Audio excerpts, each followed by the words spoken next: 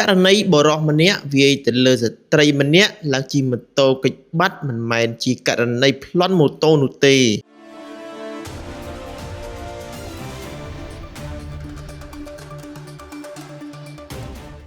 ក្រោយពីទទួលបានព័ត៌មានពីប្រជាពលរដ្ឋមានករណីវាយតប់យកម៉ូតូនៅចំណុចផ្លូវបេតុងភូមិដើមស្លែងសង្កាត់ច្បារអំពៅទី2ខណ្ឌច្បារអំពៅកាលពីវេលាម៉ោង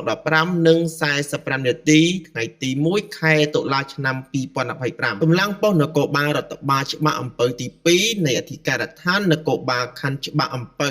បានចុះមកដល់ចំណុចកាត់ហេតុខាងលើគឺស្ត្រីរងគ្រោះបានជិះម៉ូតូចេញពីកន្លែងកាត់ហេតុបាត់និងមិនបានមកដាក់ពាក្យបណ្ដឹងកន្លែងសមត្ថកិច្ចនោះទេបើតាមធ្វើការសាកសួរនាំពីស្ត្រីជាអ្នកឃើញហេតុការណ៍ឲ្យដឹងថាខ្លួនបានជិះម៉ូតូតាមផ្លូវឆ្លងកាត់កន្លែងកាត់ហេតុទៅផ្ទះហើយក៏បានឃើញមនុស្សប្រុសនិងមនុស្សស្រី2នាក់បានឈរក្បែរគ្នាគាត់ក៏បានជិះម៉ូតូហួសប្រហែល30 ម៉ែត្រឬក៏ស្រាប់តែឮសំឡេងមនុស្សស្រីស្រែកគាត់ក៏បត់ម៉ូតូត្រឡប់មកក្រោយវិញក៏ឃើញមនុស្សប្រុសនិងមនុស្សស្រីទាំង2នាក់ប្រតែប្រតប់គ្នាមិនដឹងមូលហេតុរួចបុរសនោះជិះម៉ូតូរបស់ខ្លួនចេញទៅបាត់លុះមួយសន្ទុះក្រោយមកស្ត្រីរងគ្រោះខាងលើក៏បានជិះម៉ូតូរបស់គាត់ចាក់ចេញពីកន្លែងកាត់ហេតុទៅបាត់ផងដែរបច្ចុប្បន្នកម្លាំងប៉ុស្តិ៍នគរបាលរដ្ឋបាលច្បារអំពៅទី2កំពុងសហការជាមួយកម្លាំងផ្នែកជំនាញនៃអធិការដ្ឋាននគរបាលខណ្ឌច្បារអំពៅ